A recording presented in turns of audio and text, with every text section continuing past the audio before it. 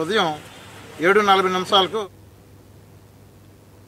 తిరుమల శ్రీవారిని దర్శించుకున్నారు మంత్రులు ఆనం రామనారాయణ రెడ్డి, వాసంశెట్టి సుభాష్. ఇక శ్రీవారి దర్శనానికి వివాదాలు లేకుండా సామాన్య భక్తులకు ఏర్పాట్లు జరుగుతున్నాయని అన్నారు. భవిష్యత్తులో ప్రతి నెల భక్తుల ఏర్పాట్లను పర్యవేక్షిస్తున్నానని అన్నారు. ఎన్నికల హామీలలో భాగంగా ధూపదీప నైవేద్యాలకు 10,000 రూపాయలను ఇస్తున్నానని సీఎం చెప్పారని గుర్తు చేశారు. గతంలో 5,000 రూపాయలు మాత్రమే ఇచ్చేవారన్నారు. కొత్త ఆలయాల దరఖాస్తుల పరిశీలన తర్వాత 10,000 రూపాయలు ఇస్తామని అన్నారు. ఇక తిరుమలలో మఠాల అక్రమాలపై టీటీడీ పాలక మండలి దృష్టి సారించిందన్నారు. సీఎం చంద్రబాబు ఆధ్వర్యంలో ప్రసాదాల నాణ్యత పెరగడం అదృష్టంగా భావిస్తున్నానని మంత్రి సుభాష్ తెలిపారు.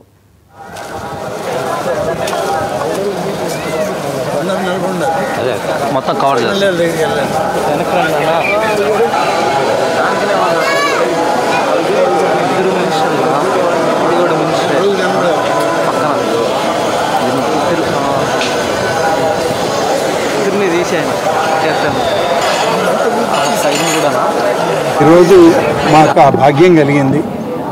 అలాగే గతంలో అనేక రకాలైనటువంటి ఇబ్బందులు, అనేక వివాదాలు తలెత్తినటువంటి తిరుమలలో ఇవాళ ఏ వివాదం లేకుండా సామాన్య భక్తులకి ప్రాధాన్యతనిస్తూ ఎక్కువ స్వామివారి దర్శన భాగ్యం ప్రతి ఒక్కరికి కలిగే విధంగా ఏర్పాటు చేయడం జరుగుతుంది. ప్రసాదాలలో ఇవాళ ఉన్నత శ్రేణి కనబడుతూ ఉంది. అక్కడ జరిగినటువంటి దర్శనం కానీ ప్రసాదాల విషయంలో కానీ బాగున్నాయి అనేటువంటి మాట వాళ్ళు ఆ కంప్లైంట్ బుక్లో రాయడం జరిగింది. కార్తీక మాసం రోజున నా జీవితంలో తొలిసారి శ్రీవారిని దర్శించుకోవడం జరిగింది. అదేగాక కార్తీక మాసంలో నేత్ర దర్శనం అనేది చేసుకోవడం ఎన్నో జన్మల సుకృతం. ఈ రోజున మా మంత్రి గారు రామనారాయణ రెడ్డి గారు ఆయన వెంట వెళ్ళటం కూడా చాలా అదృష్టంగా భావిస్తూ ఉన్నాను. ఏదేమన్నప్పటికీ ఈ యొక్క ప్రసాదాలు తింటుంటే అర్థమవుతూ ఉంది ఎంత నాణ్యత పెరిగిందని. మరి ఇలా చంద్రబాబు నాయుడు గారి ఆధ్వర్యంలో, మా మంత్రి గారి ఆధ్వర్యంలో మరింత, ఎందుకంటే కంప్లైంట్ బాక్స్లో కూడా, కంప్లైంట్ బుక్లో కూడా ప్రతి ఒక్కరు కూడా పాజిటివ్గా స్పందించడం, మరి నిజంగా తింటున్నప్పుడు కూడా ఏదో అమృతాన్ని తింటున్నట్టు తలపించడం. ఈరోజు మాకు ఆ భాగ్యం కలిగింది.